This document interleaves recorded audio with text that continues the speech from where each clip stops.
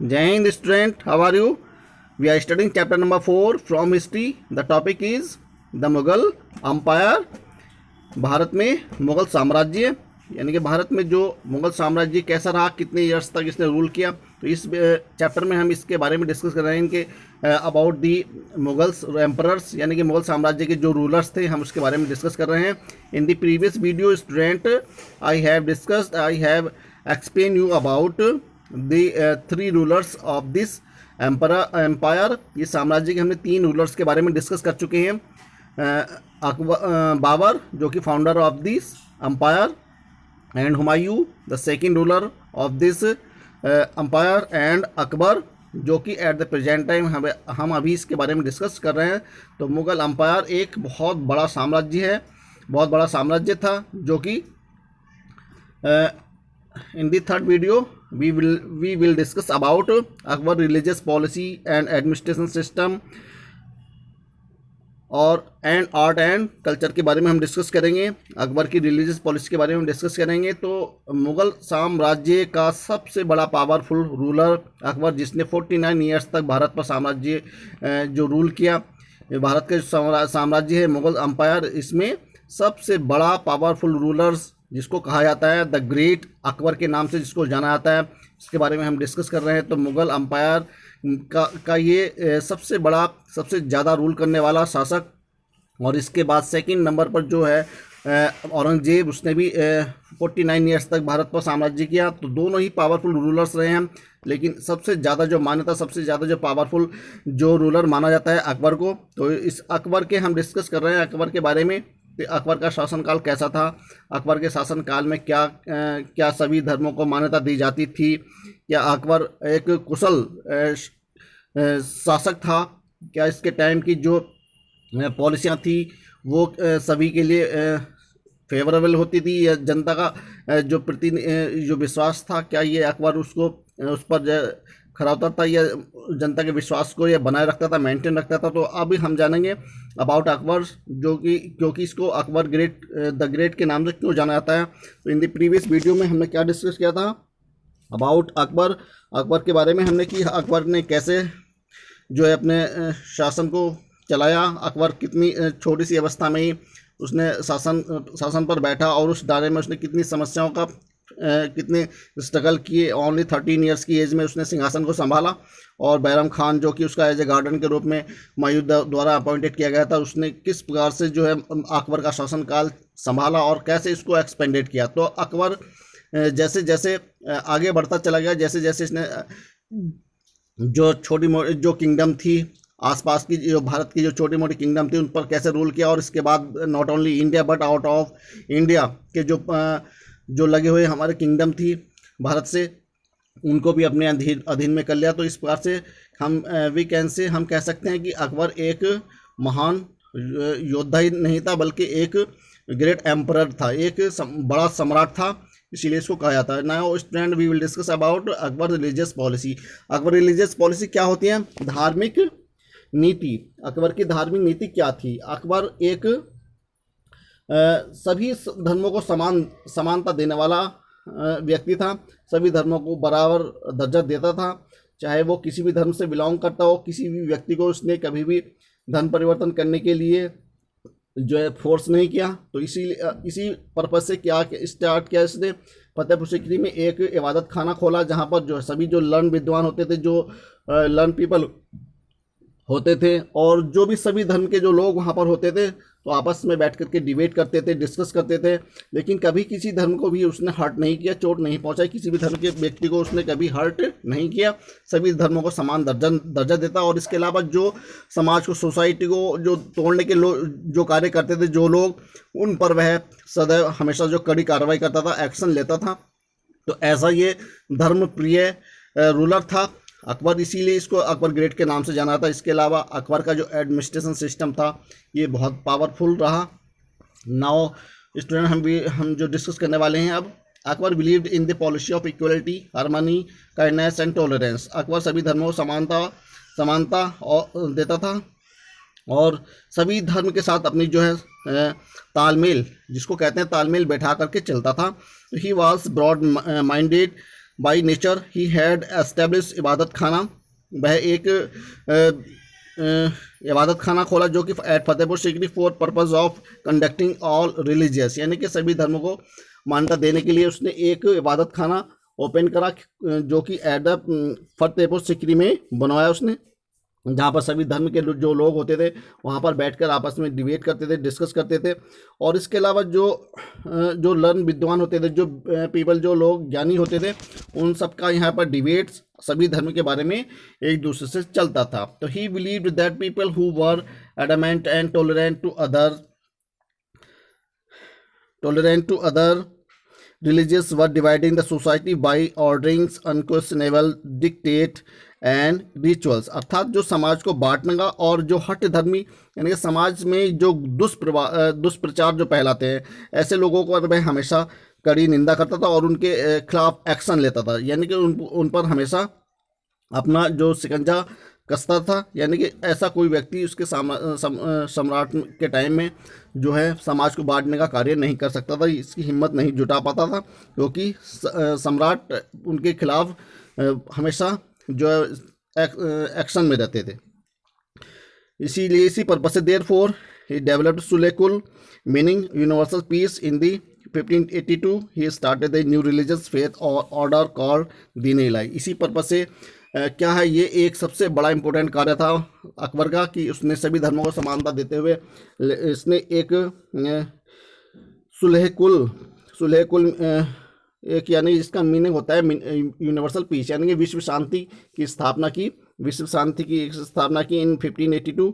और इसी पर्पज से उसने एक धर्म का भी शुरुआत की, दीन इलाही, जो लार्ज स्केल पर फॉलोअर थे इसके। दीन इलाही धर्म जो कि बहुत ज़्यादा पॉपुलर रहा, जिसके नाम से अकबर को और भी ज़्यादा पॉपुलैरिटी मिल पाई। दीन इलाही धर्म जो स्टार्ट किया गया अकबर के द्वारा, ये सबसे मोस्ट इम्पोर्टेंट कार्य इसका इस रूलर का था। The main feature of Din Ilahi was to focus on the harmony amongst the people of different religious. इसका उद्देश्य, दीन इलाही का उद्देश्य ये था कि सभी धर्म के लोगों के साथ तालमेल बैठाकर चलना था, सभी लोगों को एक साथ लेकर के चलना था, सभी धर्मों के साथ अपना जो तालमेल जिसको कहते हैं सही सामंजस्य बैठाकर चलना था, यानी कि सभी धर्मों को समानता देते हुए आगे बढ़ाना था। और इसके अलावा he insisted to honesty, justice and peace, इसीलिए वह सभी धर्मों के साथ साथ, समानता के साथ साथ वह सभी लोगों के साथ न्याय प्रिय भी था, न्याय करता था और सभी धर्मों को जो है जस्टिस और शांति, ऑनेस्टी, ईमानदारी पर वह विश्वास करता था।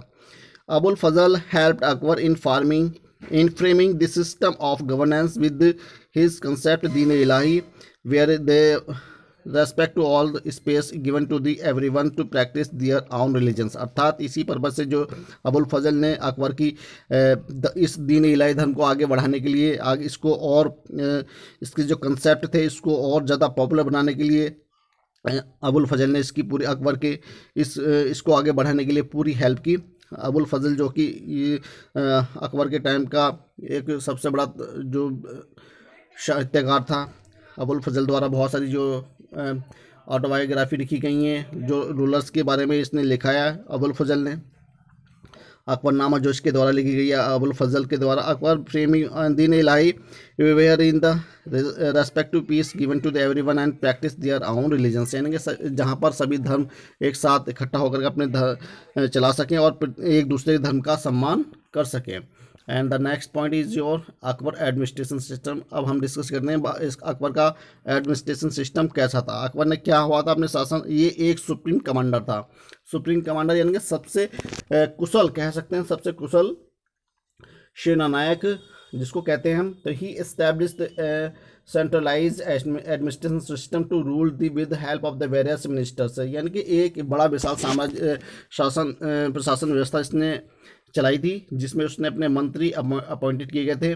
जो मंत्री यानी कि उसका प्रशासन को उसने एक तरह से डिवाइड किया हुआ था, सभी कार्य जो डिवाइड किए गए थे, जिसके तहत जिसने एक इसके नवरत्न कहलाते थे, यानी कि इनके कार्य नवरत्न में इसके 9 ऐसे जो व्यक्ति थे जो सब कार्यों की देखरेख करते थे। अलग अलग कार्य उनको सौंपे गए थे जैसे बीरबल होता था, बीरबल था, टोडरमल था, भगवान दास था, मान सिंह थे, तानसेन था, अबुल फजल थे, शेख फैजी थे, अब्दार रहीम थे, शेख मुबारक थे, जो कि इसके नौ रत्न में माने जाते हैं, गिने जाते हैं। तो इस प्रकार से इसने अपने सारे कार्य जो डिवाइड किए हुए थे। अब इसका प्रशासन व्यवस्था क्या थी, इसके बारे में हम डिस्कस करते हैं।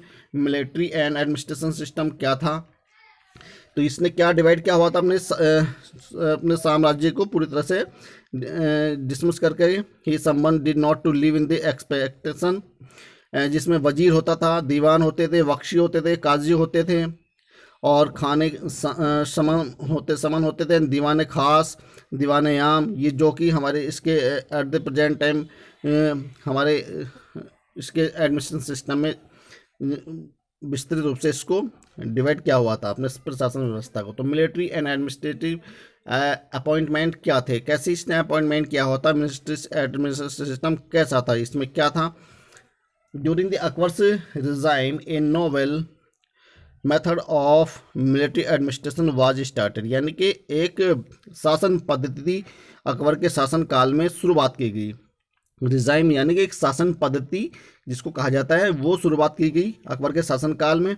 और this famous known as the mansabdari system, जिसको मनसूबदारी सिस्टम के नाम से जाना जाता है। This famous known as mansabdari system, mansab is an Arabic word which means is to rank और पोजिशन, जिसका अर्थ होता है एक रैंक और एक पोजिशन, यानी कि दो तरह से इसको मनसूबदारी सिस्टम को रखा गया।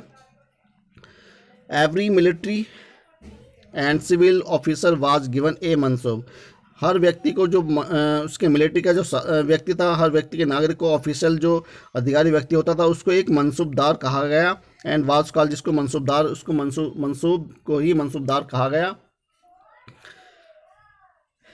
And was called mansabdar and they were appointed by the emperor and payment of salary were made there in cash और गिवन जागीर्स और the revenue of which was left to them, अर्थात इन मनसूबदारों के सिस्टम के लिए एक ऐसा सिस्टम बनाया गया जिसमें उनकी जो सैलरी का था ये पेमेंट जो इन कैश होता था, या इसके अतिरिक्त उनको एक लैंड एरिया दे दी जाती थी। रेवेन्यू सिस्टम यानी कि जो टैक्सेस कलेक्ट किए जाते थे, जो बचा हुआ टैक्सेस होता था उसके द्वारा कलेक्ट करके, ये इनके कार्य थे मनसूबदार सिस्टम के, जो कि मिलिट्री आर्मी सिस्टम से ये मनसूबदार बिल्कुल अलग सिस्टम बनाया गया था, जिसके नाम से ये सिस्टम बहुत ज़्यादा फेमस माना गया।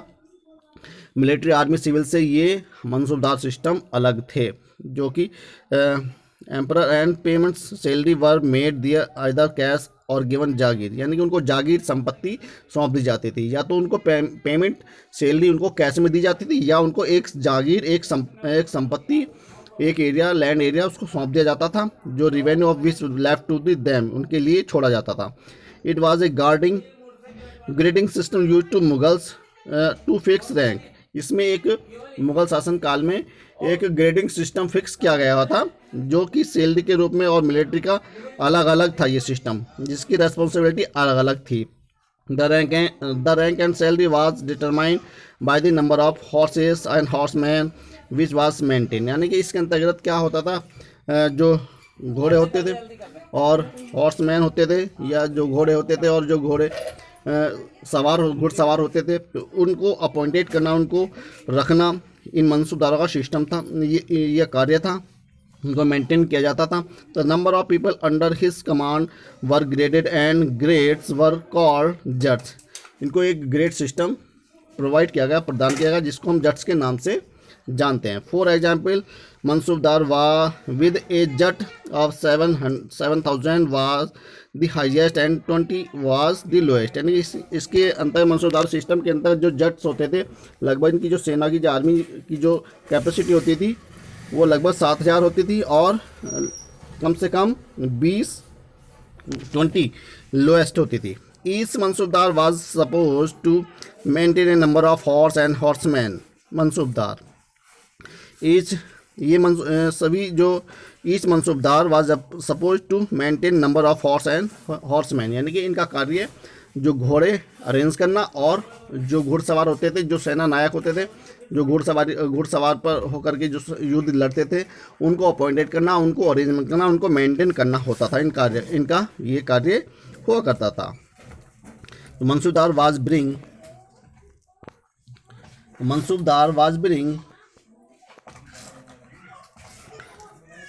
each Mansubdar was supposed to Mansubdar was bring the horse and horsemen for review, get them and registered and horse branded। यानी कि जो घोड़े होते थे या जो भी घोड़े अरेंज किए जाते थे या हॉर्समैन जो अरेंज किए जाते थे वो रजिस्टर्ड होते थे, वो ब्रांडेड होते थे घोड़े, यानी कि अच्छी किस्म के जो घोड़े मंगाए जाते थे, क्योंकि आर्मी को वह पूरी तरह से सेना पर जो है अपना पूरा फोकस अकबर का इसके तहत रहता था।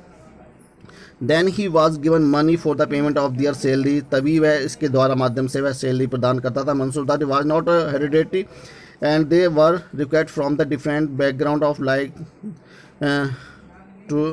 टुरानीस, ईरानीस, अफगानीस, राजपूत, इंडियन एक्सेट्रा। यानी कि इसकी सेना में सभी हर राज्य के हर देश के जो व्यक्तियों को इसमें रखा गया था, भर्ती थी, रिक्वायर्ड थी फ्रॉम डिफरेंट बैकग्राउंड्स, जैसे तुरानीस, ईरानीस, अफगानी, राजपूत, इंडियंस एक्सेट्रा। यानी कि सभी राजपूत तो इसकी एक पावर थी, एक इसकी स्ट्रेंथ थी जो इसके एडमिनिस्ट्रेशन सिस्टम को और ज़्यादा स्ट्रॉन्ग बनाया। और इसके अलावा राजपूतों के अलावा बहुत सारे जो पड़ोसी देश थे, किंगडम थी, उनके लोगों को भी इसने अपने शासनकाल में रखा था। This was done because his empire had expanded to the different part of the country. ऐसा इसलिए था क्योंकि उसका जो साम्राज्य था अकबर का, ये अब लार्ज स्केल पर फैल चुका था, लार्ज स्केल पर बढ़ चुका था। Now the next point is art and culture. अब हम डिस्कस करते हैं आर्ट एंड कल्चर के क्षेत्र में अकबर का क्या योगदान रहा।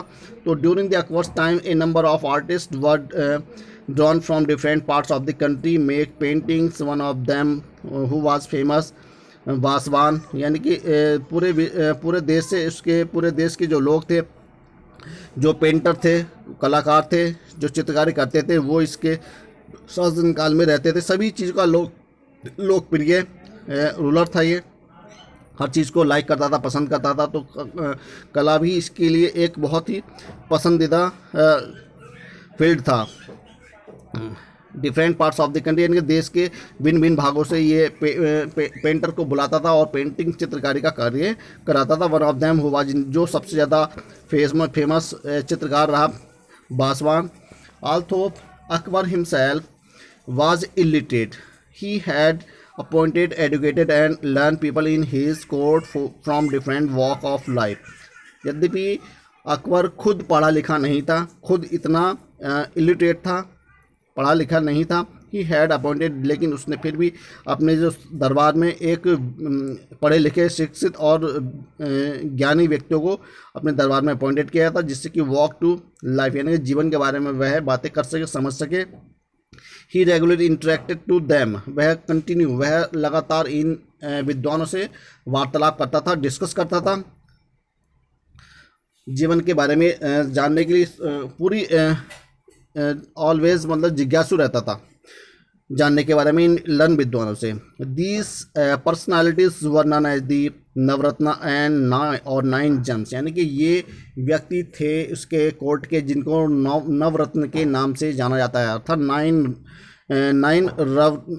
नवरत्न, 9 जेम्स के नाम से भी हम इनको जानते हैं। यानी कि नवरत्न जो कि इसके शासनकाल के सबसे फेमस व्यक्ति रहे, जिनको वह बहुत ज़्यादा रेस्पेक्ट ऑनर करता था, जिनमें से बीरबल सबसे ज़्यादा उसका लोकप्रिय, सबसे ज़्यादा प्रिय था उसका, एंड टोडरमल जो कि रेवेन्यू का एक्सपर्ट था, भगवान दास जो मिलिट्री कमांडर था, मान सिंह जो कि मिलिट्री कमांडर था और जिसने डिफीटेड महाराणा प्रताप को बैटल ऑफ हल्दीघाटी के युद्ध में इसको परास्त किया था, महाराजा मान सिंह जो राजपूत ही था, जिसने महाराणा प्रताप को, राजपूत को ही डिफीट किया था हल्दीघाटी के युद्ध में। और इसके अलावा तानसेन जो कि एक म्यूजिशियन व्यक्ति था, बहुत ही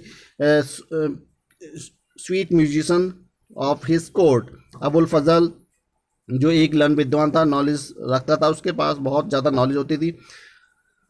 अकबरनामा एंड आईने अकबरी, इसके द्वारा लिखी गई हैं। इसकी जो फेमस ऑटोबायोग्राफी थी अकबर की, अबुल फजल के द्वारा लिखी गई हैं, आईने अकबरी और अकबरनामा और major written work of Abul Fazl and Sheikh Fazl who post the translated Ramayana, जिसने रामायण और महाभारत को शेख फैज़ ने इसको ट्रांसलेट करके अकबर को सुनाया था। एंड अब्दुल रहीम, जो कि रहीम सताई के नाम से जाना जाता है, दोहा जिसने लिखे हैं। And Sheikh Mubarak he was a literary laureates, यानी कि इसने एक लिटरेरी के वर्क में, साहित्य के वर्क में इसने कार्य किए हैं। तो इस प्रकार से अकबर एक फेमस किंग था ड्यूरिंग दिस एम्परर रूलर्स के टाइम में। तो सभी व्यक्तियों को, सभी धर्मों को समानता देता था। एंड द स्टूडेंट नेक्स्ट जो हमारा रूलर है ऑफ दिस एम्पायर, जो इस साम्राज्य का नेक्स्ट रूलर जहांगीर, जो कि अकबर का बेटा था। अब नेक्स्ट सक्सेसर आ जाता है इस इन दिस एम्पायर, इस साम्राज्य का Jahangir. Jahangir the son of Akbar who was also as Salim, जिसको सलीम के नाम से जाना जाता था। He ruled about 22 years after demise of Akbar, यानी अकबर की के शासनकाल के पतन होने के बाद, अकबर के शासनकाल के बाद जहांगीर ने राजगद्दी को संभाला। And in the last 16 years of his life Nurjahan his wife exercised a great influence on him and even signed order on his behalf। और नूरजहां जो उसकी पत्नी थी,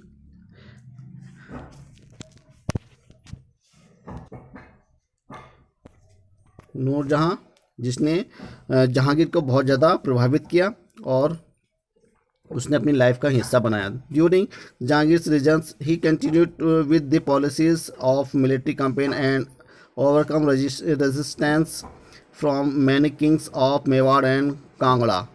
इस प्रकार कंटिन्यू जहांगीर ने भी इसी प्रकार से रूल किया। 22 वर्ष तक लगभग इसने रूल किया और इस रूल में ड्यूरिंग दिस टाइम, इस शासन के दौरान उसने सभी जो आसपास के जो किंग थे, राजा थे, उन पर अपनी विजय हासिल की, जैसे king Mewar, Kangra. And he famous was also chain of justice, इसको चैन ऑफ जस्टिस के नाम से प्रसिद्ध माना जाता है। दिस वाज चैन, जो इसकी ये चैन थी, this was the chain Jahangir and Nurjahan जो कि जहांगीर की बहुत अति प्रिय पत्नी थी, इसके बारे में हम जानेंगे, नूरजहां की लाइफ के बारे में भी।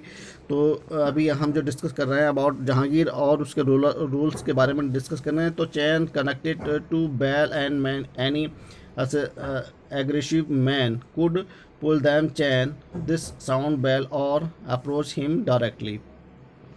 Gold silver coins showing the picture of this Jahangir and Nur Jahan were also minted during this regime, यानी कि अपने शासनकाल में इसने क्या क्या सोने के, चांदी के सिक्के इसने जारी किए।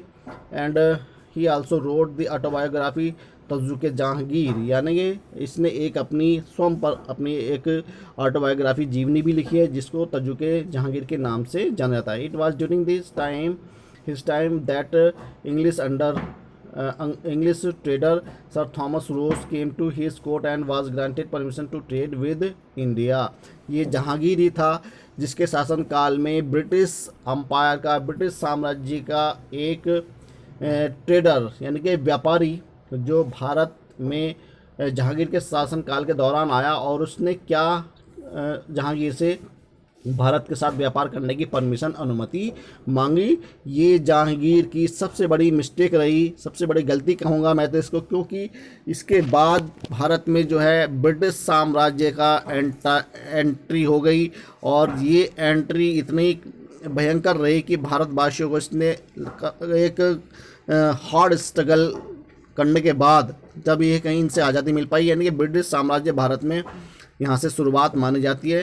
तो ड्यूरिंग दिस जहांगीर रीजन के टाइम में ही, शासनकाल में ही, ये ब्रिटिश साम्राज्य का एक व्यापारी के रूप में भारत से समझौता परमिशन लेने के लिए आया। और जहांगीर ने जो है उस वक्त हमारी छोटी छोटी जहांगीर किंगडम थी, तो जहांगीर ने इस पर्पज़ से इनको अनुमति दे दी कि जो भारत का जो व्यापार है वो और आगे बढ़ जाएगा। लेकिन जहांगीर को ये मालूम नहीं था कि ये आज की जो परमिशन जो दी गई है ये हमारे भारत के नागरिकों के लिए कितनी कष्टदायक, कितनी पीड़ादायक होगी। तो ये थॉमस रोज भारत में व्यापार करने के पर्पज से जहांगीर के शासनकाल में आया और जहांगीर ने उसको अनुमति दे दी। He had continue to the administrative system and policy of Akbar. वह भी जहांगीर ने भी अपने पिता के समान ही अकबर की पॉलिसियों को भी इसने आगे बढ़ाया। ही डाइड इन 1627 और इसी प्रकार से जहांगीर जो है 1627 ईस्वी को इसकी डेथ हो गई, मृत्यु हो गई।